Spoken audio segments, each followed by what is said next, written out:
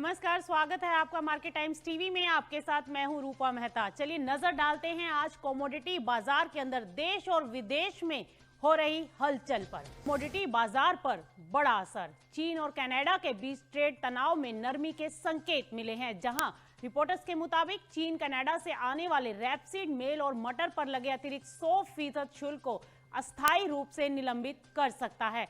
हालांकि ध्यान देने वाली बात यह है कि कनाडाई कैनोला बीज पर प्रतिबंध फिलहाल जारी रहेंगे, यानी राहत आंशिक होगी, पूरी नहीं। अगर ये फैसला लागू होता है तो चीन के फीड सेक्टर के लिए रैपसीड मील की सप्लाई बढ़ेगी, जिससे सोया मील पर दबाव आ सकता है। यानी ग्लोबल ऑयलसीड मील मार्केट में सप्लाई फ्लो सुधर सकता है और सोया मील की तेजी सीमित हो सकती है। और भारत के लिए इसका मतलब साफ है, अगर ग्लोबल मील बाजार में दबाव आता है तो सोया मील निर्यात पर असर पड़ सकता है और घरेलू सोया मील कीमतों पर हल्का दबाव बन सकता है। लेकिन अगर कैनोला सीड पर प्रतिबंध जारी रहता है तो वेजिटेबल ऑयल बाजार में कोई बड़ा शॉर्ट टर्म झटका नहीं दिखाई देता। कुल मिलाकर ये खबर फीड और ऑयल सीड मील मार्केट के लिए बेरिश टोन ला सकती है, लेकिन कैनोला बीज पर बैन जारी रहने से ऑयल मार्केट में असर सीमित रहेगा। पाकिस्तान में गेहूं संकट, उत्पादन घटेगा, आटा महंगा होगा और भुखमरी का खतरा गहराया। दरअसल पड़ोसी देश पाकिस्तान से बड़ी खबर। इस साल वहां गेहूं उत्पादन में भारी गिरावट का अनुमान है, जिससे खाद्य संकट गहराने की आशंकाएं बढ़ गई हैं। अमेरिकी कृषि विभाग यानी यूएसडीए के मुताबिक इस बार पाकिस्तान में 20 से 22 लाख टन गेहूं कम पैदा होगा और ये गिरावट ऐसे समय में आ रही है जब देश की बड़ी आबादी रोटी और आटे पर निर्भर है और पहले से ही महंगाई से जूझ रही है। गेहूं उत्पादन घटने की सबसे बड़ी वजह है लंबा सूखा, कम बारिश और सिंचाई के लिए पानी की कमी। रिपोर्ट्स के अनुसार गेहूं का रकबा 10.37 मिलियन हेक्टेयर से घटकर करीब 9.1 मिलियन हेक्टेयर रह गया है। 2025 की शुरुआत में औसत से 39% कम बारिश दर्ज की गई है, जिससे खासकर पंजाब और बारिश पर निर्भर इलाकों में फसल प्रभावित हुई है। समस्या सिर्फ मौसम तक सीमित नहीं है। सरकार की ओर से गेहूं के स्पॉट प्राइस के ऐलान में देरी से किसान असमंजस में रहे और बुआई कम हुई। दूसरी ओर अफगानिस्तान और बलोचिस्तान में तनाव के कारण कई प्रमुख गेहूं बेल्ट में खेती और सप्लाई चेन प्रभावित हुई है। पाकिस्तान की जीडीपी में गेहूं की हिस्सेदारी करीब 2 से 3% मानी जाती है। ऐसे में उत्पादन गिरने का असर सीधा अर्थव्यवस्था और खाद्य सुरक्षा पर पड़ेगा। अब बात अगर आटे की कीमतों की जाए तो फरवरी के आखिर तक पाकिस्तान में 10 किलो आटा 890 से 1500 रुपए के बीच बिक रहा है, जबकि 20 किलो का बैग करीब 1780 से 1810 रुपए तक पहुंच चुका है। प्रीमियम चक्की आटा 160 से 200 रुपए प्रति किलो तक बिक रहा है। ऐसे में जानकारों का कहना है कि पानी की कमी, सिंधु जल समझौते से तनाव और डैम में घटता स्टोरेज, इन सब ने मिलकर सिंचाई व्यवस्था को कमजोर कर दिया है, जिससे गेहूं उत्पादन पर बड़ा असर पड़ा है। अब सबसे बड़ा सवाल कि क्या पाकिस्तान को बड़े पैमाने पर गेहूं इंपोर्ट करना पड़ेगा और क्या आटे की कीमतें आम लोगों की पहुंच से और दूर हो जाएंगी। पाकिस्तान के गेहूं संकट का असर क्षेत्रीय बाजारों पर भी पड़ सकता है। मसाला बाजार 2026 में मिर्च टाइट, हल्दी ढीली और अदरक पर चीन का दबाव। दरअसल मसाला बाजार से जुड़ी बड़ी रिपोर्ट सामने आई है, जहां 2026 के लिए मिर्च, हल्दी और अदरक का अलग अलग ट्रेंड देखने को मिल रहा है। सबसे पहले बात करते हैं मिर्च की। इस साल उत्पादन में बड़ी गिरावट का अनुमान लगाया गया है। आंध्र प्रदेश, तेलंगाना और कर्नाटक में रकबा घटने और मौसम की मार से पैदावार कम हुई है। कम आवक के चलते बाजार में सप्लाई टाइट है और जिसका सीधा असर कीमतों पर दिखाई दे रहा है। निर्यात मांग खासकर चीन से बाजार को और मजबूती दे रही है। अब हल्दी की बात करें तो यहाँ भी तस्वीर पूरी तरह से उल्टी दिखाई दे रही है। अच्छे दाम मिलने से किसानों ने रकबा तो बढ़ाया, खासकर महाराष्ट्र में, और लेकिन इस साल उत्पादन बढ़ने का भी अनुमान है, जिससे आगे चलकर बाजार में स्थिरता आ सकती है। हालांकि कुछ इलाकों में ज्यादा बारिश का असर जरूर पड़ा है, लेकिन कुल मिलाकर सप्लाई मजबूत रहने की उम्मीद है। वहीं बात अगर अदरक की जाए तो अदरक के बाजार में दबाव दिखाई दे रहा है। रकबा घटने से उत्पादन कम हो सकता है, लेकिन असली चुनौती ग्लोबल मार्केट से है। चीन की बड़ी सप्लाई भारतीय अदरक के निर्यात और कीमतों पर असर डाल रही है, जबकि घरेलू खपत ही इसका मुख्य सहारा बनी हुई है। यानी 2026 का मसाला बाजार 3 अलग अलग कहानियां बता रहा है। मिर्च में तेजी का माहौल, हल्दी में सप्लाई बढ़ने से संतुलन और अदरक में अंतरराष्ट्रीय दबाव। तो बड़ा सवाल ये कि क्या मिर्च की टाइट सप्लाई कीमतों को नई ऊंचाई देगी और क्या हल्दी में बढ़ती पैदावार तेजी को रोक पाएगी। वहीं मसाला बाजार की हर हलचल पर हमारी नजर बनी रहेगी। फिलहाल बढ़ते हैं अगली खबर की ओर। बंगाल में आलू की सरकारी खरीद शुरू, तय दाम से किसानों को मिलेगा सहारा। दरअसल बड़ी खबर इस समय पश्चिम बंगाल से, जहां गिरते दामों के बीच आलू किसानों को राहत देने के लिए सरकार ने सरकारी खरीद का फैसला लिया है। राज्य सरकार ने आलू के लिए खरीद मूल्य तय कर दिया है और अब किसानों से सीधे खरीद की तैयारी शुरू हो गई है। और इस कदम का मकसद साफ है कि मंडियों में गिरते भाव और बढ़ती सप्लाई के दबाव से किसानों को बचाना है। दरअसल इस साल बंगाल में आलू का उत्पादन रिकॉर्ड स्तर के करीब बताया जा रहा है। ज्यादा पैदावार के कारण बाजार में आवक बढ़ी और कीमतों पर दबाव बना। वहीं भंडारण की सीमित क्षमता और कोल्ड स्टोरेज की लागत भी किसानों की चिंता बढ़ा रही थी। स्थिति को देखते हुए सरकार ने न्यूनतम तय दाम पर आलू खरीदने का फैसला किया है, ताकि किसानों को लागत से नीचे बेचने की मजबूरी न रहे। सरकारी खरीद शुरू होने से बाजार में भाव को भी सपोर्ट मिलने की उम्मीद है। राज्य के प्रमुख आलू उत्पादक जिलों हुगली, बर्दवान और मेदिनीपुर में खुदाई तेज हो रही है और आने वाले दिनों में आवक और बढ़ सकती है। ऐसे में सरकारी खरीद किसानों के लिए बड़ा सपोर्ट साबित हो सकती है। अब सबसे बड़ा सवाल कि क्या सरकारी खरीद से आलू के गिरते दाम थमेंगे और क्या अतिरिक्त उत्पादन को खपाने के लिए अंतर्राज्यीय व्यापार बढ़ाया जाएगा। फिलहाल किसानों की नजर खरीद प्रक्रिया और भुगतान की रफ्तार पर टिकी हुई है। ऐसे ही आलू बाजार की हर हलचल पर हमारी भी नजर बनी रहेगी। चलिए रुक करते हैं अगली खबर का। यूरोपियन यूनियन का सोया मील आयात बढ़ा, सस्ती कीमतों और कम विकल्प से मांग तेज। दरअसल ग्लोबल ऑयलसीड मार्केट से बड़ी खबर यूरोपीय संघ का सोयाबीन मील आयात को लेकर आई है, जो कि तेजी से बढ़ रहा है। अमेरिकी कृषि विभाग यानी यूएसडीए ने 2025-26 के लिए यूरोपियन यूनियन के सोया मील आयात का अनुमान बढ़ाकर 19.5 बिलियन टन कर दिया है। ये आंकड़ा पिछले साल के दशक के उच्च स्तर के बेहद करीब है। विपणन वर्ष के शुरुआती 2 महीनों में यूरोपियन यूनियन ने करीब 3.9 मिलियन टन सोया मील आयात कर लिया, जो पिछले साल की रफ्तार के बराबर है। ब्राजील, अर्जेंटीना, भारत और यूक्रेन से सप्लाई लगातार बनी हुई है। सोया मील की मांग बढ़ने की बड़ी वजह दरअसल ये है कि रेपसीड मील, सनफ्लावर मील और फीड गेहूं की कम उपलब्धता के कारण पशु आहार उद्योग ने सोया मील की ओर रुख किया है। दरअसल ऊपर से वैश्विक बाजार में कीमतें भी कमजोर हुई हैं। यूरोपियन यूनियन में आयात कीमत $400 प्रति टन से नीचे आ गई है, जो कई सालों का निचला स्तर है। हालांकि 2025-26 में यूरोप में रेपसीड और गेहूं की बेहतर फसल की उम्मीद भी है, जिससे कुछ फीड डिमांड वापस उन उत्पादों की ओर जा सकती है। लेकिन दक्षिण अमेरिका में रिकॉर्ड सोयाबीन उत्पादन के चलते विश्व स्तर पर सोया मील की सप्लाई ज्यादा रहेगी और कीमतें दबाव में रहने की संभावना है। यानी तस्वीर बिल्कुल साफ है। सस्ती कीमतें और मजबूत सप्लाई यूरोपियन यूनियन के सोया मील आयात को आगे भी सहारा देती रहेंगी। भारत के लिए भी ये अहम है, क्योंकि यूरोपियन यूनियन एक बड़ा फीड बाजार है और ग्लोबल कीमतों की दिशा घरेलू सोया मील बाजार को प्रभावित कर सकती है। फिलहाल नजर बनी रहेगी कि क्या कमजोर कीमतें आयात को और बढ़ाएंगी और इसका असर भारत के सोया मील निर्यात पर कितना पड़ेगा। चलिए रुक करते हैं अगली खबर की तरफ। महंगे सोया तेल से भारत ने बनाई दूरी, 75,000 टन आयात सौदे किए रद्द। विश्व स्तर पर बाजार में तेजी के चलते भारत ने करीब 65 से 75,000 टन सोयाबीन तेल के आयात सौदे रद्द कर दिए हैं और ये खेप अप्रैल से जुलाई के बीच दक्षिण अमेरिका से आने वाली थी। लेकिन अंतर्राष्ट्रीय कीमतों में उछाल के चलते भारतीय आयातकों ने महंगे सौदे लेने से बचने का फैसला ले लिया है। बताया जा रहा है कि कई कंपनियों ने पहले कम दाम पर सौदे किए थे, लेकिन बाद में कीमतें बढ़ने पर वॉश आउट कर माल लेने के बजाय ऊंचे भाव पर कॉन्ट्रैक्ट बेच दिया। इससे प्रति टन $40 से $60 तक का फायदा हुआ।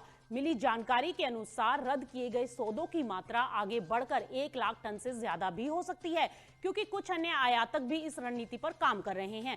कीमतों में तेजी की मुख्य वजह शिकागो बाजार में सोया तेल के वायदा भाव का 2 साल के ऊपरी स्तर पर पहुंचना और कच्चे तेल की मजबूती और बायोफ्यूल की बढ़ती मांग है।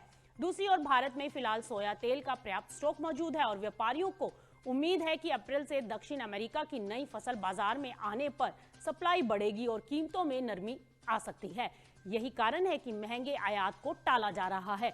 इससे पहले भी रुपए की कमजोरी और ऊंची कीमतों के कारण ब्राजील और अर्जेंटीना से कई सौदे रद्द किए जा चुके हैं। कुल मिलाकर भारत फिलहाल ऊंची कीमतों पर आयात से बचते हुए सस्ती सप्लाई का इंतजार कर रहा है, जिससे खाद्य तेल बाजार में आगे उतार चढ़ाव बना रह सकता है।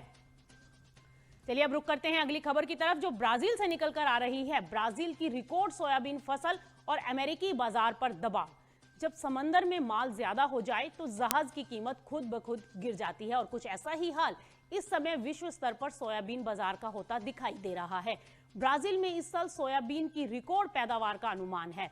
उत्पादन 170 मिलियन टन के पार जा सकता है।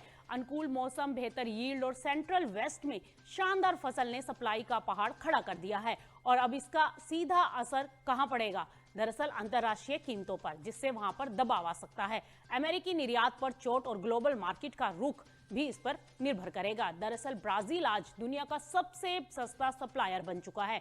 ऐसे में चीन जैसे बड़े खरीदार भी अमेरिकी सोयाबीन से ज्यादा ब्राजील की तरफ झुक सकते हैं। मतलब साफ है, अमेरिकी किसानों के मार्जिन पर दबाव और बाजार हिस्सेदारी में गिरावट का खतरा, क्योंकि ज्यादा सप्लाई और कमजोर दाम। यानी सोयाबीन ही नहीं, सोया मील और वेजिटेबल ऑयल कॉम्प्लेक्स पर भी असर देखने को मिल सकता है। लेकिन सबसे बड़ा सवाल यहां पर यह है कि क्या इस गिरावट में भारत के लिए सस्ता आयात का कोई मौका बन सकता है? क्या सोया खली के निर्यात को सपोर्ट मिलेगा और घरेलू मंडियों में इसका क्या असर होगा? इस पर फिलहाल हमारी नजर बनी रहेगी। रुक करते हैं अगली खबर की तरफ।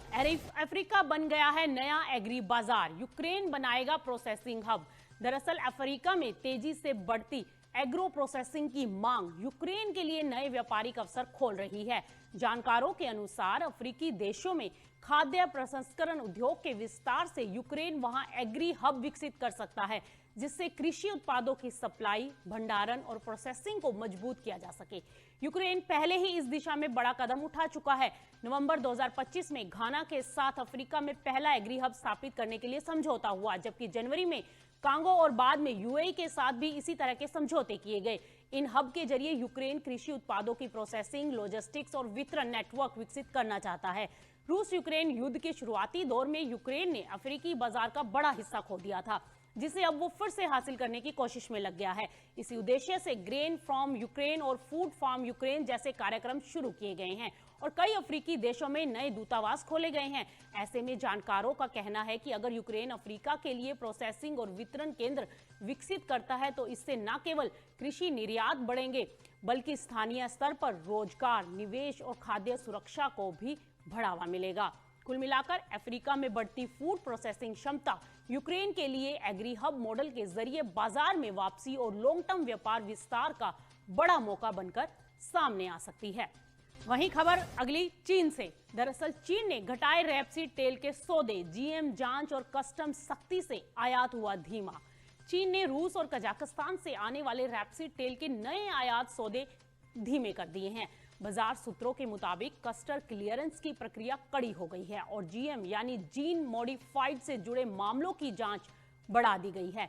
इसी वजह से चीनी आयातक फिलहाल वेट एंड वॉच की रणनीति पर काम करते दिखाई दे रहे हैं। रिपोर्ट के अनुसार पूर्वी चीन में क्रूड रैपसीड तेल का प्रीमियम मई वायदा के मुकाबले 350 से 550 युआन प्रति टन चल रहा है, जबकि चेंगदू में मई डिलीवरी के लिए करीब 500 युआन प्रति टन का प्रीमियम देखा जा रहा है।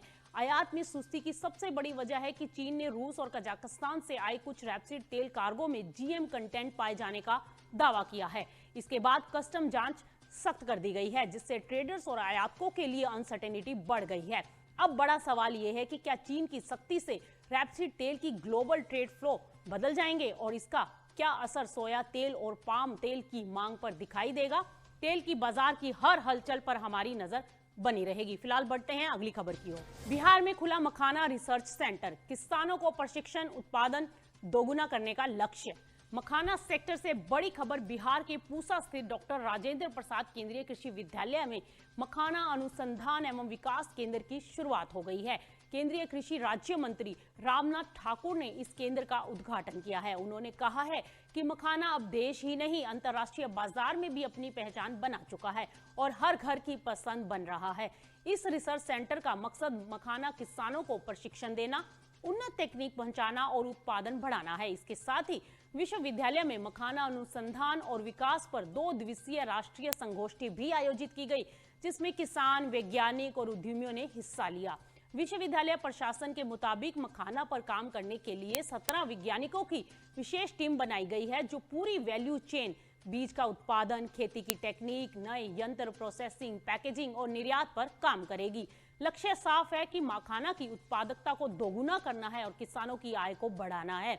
ऐसे में जानकार कह रहे हैं कि इस तरह के अनुसंधान केंद्र से बेहतर किस्में, उन्नत उत्पादन टेक्निक और पोस्ट हार्वेस्ट मैनेजमेंट विकसित होगा, जिससे क्वालिटी सुधरेगी और निर्यात के लिए मौके खुलेंगे। कार्यक्रम में बिहार के विभिन्न जिलों से सैकड़ों किसानों ने भाग लिया और वैज्ञानिकों के साथ तकनीकी सत्र में अनुभव साझा किए। अब बड़ा सवाल यह है कि क्या रिसर्च और वैल्यू एडिशन के जरिए मखाना बिहार का अगला सुपर फूड ब्रांड बनेगा और क्या इससे किसानों की आय में बड़ा इजाफा होगा। अगली खबर का जो कि अमेरिका से आ रही है, अमेरिका करेगा टैरिफ को सख्त, कुछ देशों पर 15% या उससे ज्यादा शुल्क।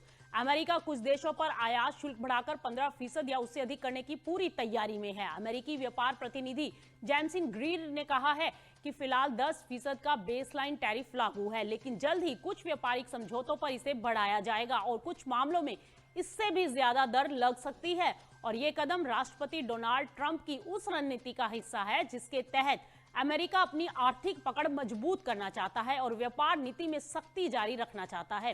प्रशासन का कहना है कि नए टैरिफ पहले से लागू व्यापारिक कार्रवाइयों के अनुरूप ही होंगे और आने वाले दिनों में अमेरिकी व्यापार प्रतिनिधि कार्यालय सेक्शन 301 के तहत कई जांच शुरू करेगा।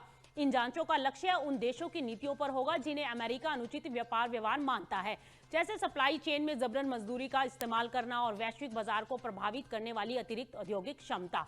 प्रक्रिया के तहत पहले फेडरल रिजर्व रजिस्टर में नोटिस जारी होगा, फिर सार्वजनिक टिप्पणियों के लिए समय दिया जाएगा और सुनवाई भी होगी। इसके बाद ही अतिरिक्त टैरिफ लगाने का फैसला किया जाएगा, जिससे प्रभावित देशों को अपना पक्ष रखने का मौका मिलेगा।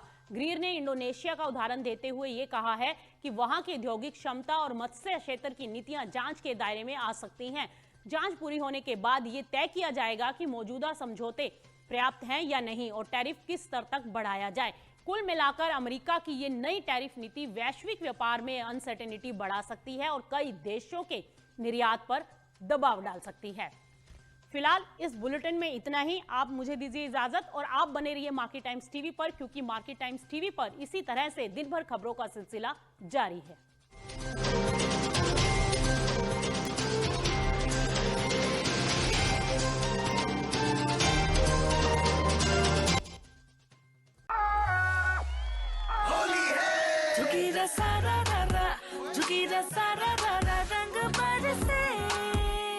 रंग बरसे आज मन भावन हो, रंग बरसे केसर से बनी गुजिया महके जब बेसन निकले तलके, लो स्वाद के पूरे गुब्बारे सरसों का तेल जो छलके, MDH मसालों के संग मजा लो इस अंगड़ाई का। होली का जश्न मने जब साथ हो, MDH शरबत और ठंडाई का। होली का जश्न मने जब साथ हो, MDH शरबत और ठंडाई का। असली मसाले सच सच MDH MDH। मारी बरसी खटने गया सी खट के ले आता मसाला। केड़ा मसाला ओए? छोलिए दा या लोबिए दा? पंजाबी छोले दा या पिंडी चने दा? पंगड़ा ता सब होवे। अब छोलिया हो या लोबिया, पंजाबी छोले या पिंडी चने, सब कुछ मजेदार बने। MDH